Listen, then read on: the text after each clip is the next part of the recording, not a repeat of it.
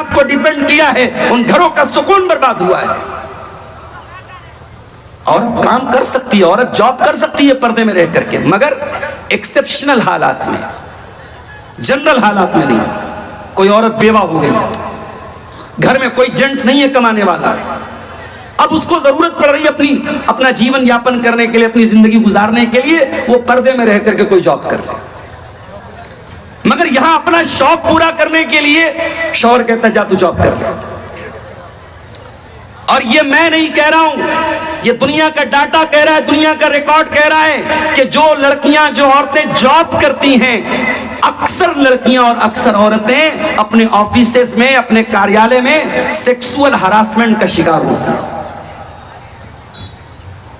वो मुसलमान हो चाहे गैर मुस्लिम, फितरत से बगावत करोगे तो अंजाम बुरा होगा मेरे भाई। फितरत ये है कि मर्द कमा के लाएगा और औरत परिवार को चलाएगी। औरत ये ना समझे कि मुझे जॉब करने से क्यों मना किया गया। अरे तेरा काम तेरा शौहर नहीं कर सकता, तू घर की मलका है, तो शम्मे महफिल नहीं है। दुनिया ने क्या किया, औरत की आजादी के नाम पे औरत को आज सेक्स मटेरियल बना दिया। कंपनी खोली, कंपनी के अंदर बॉस ने सेक्रेटरी किसको रखा, लड़की को रखा। शोरूम खुला, शोरूम के रिसेप्शन पर, काउंटर पर कौन बैठा, खूबसूरत लड़की बैठी। एयरलाइन शुरू हुई, फ्लाइट शुरू हुई, फ्लाइट में ग्राहकों को चाय नाश्ता पानी कौन दे रहा है, औरत दे रही है। ये औरत की इज्जत है, ये औरत को सम्मान दिया जा रहा है, नहीं, ये औरत को यूज किया जा रहा है, ये औरत को जलील किया जा रहा है, औरत को अपमानित किया जा रहा है।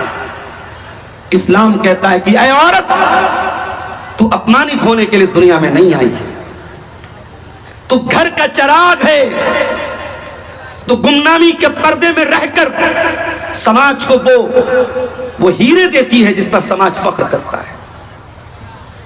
दुनिया आज इमाम बुखारी को जानती है। इमाम बुखारी की मां का नाम पता है आपको? दुनिया इमाम मुस्लिम को जानती है। इमाम मुस्लिम की मां का नाम कोई जानता है? दुनिया इमाम अबू हनीफा का तस्करा करती है। इमाम अबू हनीफा की मां को कौन जानता है? दुनिया इमाम मालिक की हदीस की किताब पढ़ती है। इमाम मालिक की मां को कौन जानता है? दुनिया इमाम अहमद इब्न हंबल की हिम्मत और शुजाअत के वाक़यात पढ़ती है। इमाम अहमद इब्न हंबल की मां को कौन जानता है? दुनिया इब्न तैमिया के कारनामे जानती है। इब्न तैमिया की मां को कोई नहीं जानता। यह औरत होती है जिसका नाम पता नहीं, जिसकी शख्सियत के बारे में पता नहीं, मगर यही औरतें थीं जिन्होंने दुनिया को अहमद इब्न हंबल दिया, जिन्होंने दुनिया को इमाम मालिक दिया, जिन्होंने दुनिया को इब्न तैमिया दिया, जिन्होंने दुनिया को अबू हनीफा दिया, जिन्होंने दुनिया को इमाम बुखारी दिया। ये औरत है जो समाज और माशरे को ये हीरे अता करती है। मेरे भाई, इस्लाम ने औरत को उसका रियल मकाम दिया है। मेरी बहनों, कोई मुशरिक, कोई इस्लाम का दुश्मन जब आपको ये फ्रॉड करे और धोखा दे कि तेरे साथ इस्लाम ने बड़ा जुल्म किया है, उसे 1400 साल पहले का इतिहास पढ़ के सुना देना। वही अरब की धरती है, वही मक्का की सरजमीन है। लड़कियां पैदा हो रही हैं, बाप अपने हाथों से बेटी को जमीन में ले जा करके दफन कर रहा है, जिंदा दरगोर कर रहा है। बेटी का पैदा होना बाप के लिए कलंक माना जा रहा है। कुरान करीम नक्शा खींचता है, वइज़ा बुश्शिरा अहदुहुम बिल उन्सा ज़ल्ला वजहुहु मुस्वद्दन व हुवा कज़ीम। वो इतने बेरहम लोग थे, जब उनके घर में बेटी पैदा होती थी तो बेटी के बाप का चेहरा काला पड़ जाता था। यतवारा मिनल कौमि मिन सूइ मा बुश्शिरा बिही अयुमसिकुहु अला खूनिन अम यदुस्सुहु फित तुराब। बेटी का बाप सोच में पड़ जाता था, बेटी को पालूंगा, समाज में अपमानित होना पड़ेगा, और दूसरा रास्ता यह है कि बेटी को ले जाके मिट्टी में जाके दबा दूं, दफन कर दूं। बाद सहाबा तो अल्लाह के नबी के पास आके रो रो के अपनी दास्तान बयान करते कि अल्लाह के नबी, मैंने दौरे जाहिलियत में ये गुनाह भी किया था, अपने हाथों से अपनी बच्ची को मैंने जमीन में दफन किया था।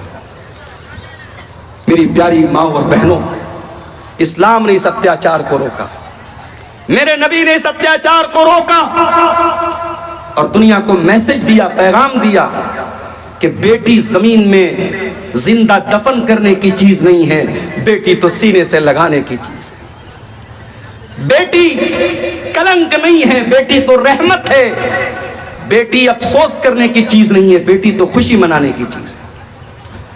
कुरान की आयत नाज़िल हुई, वइज़ल मौऊदतु सुइलत बिअय्यि ज़म्बिन कुतिलत।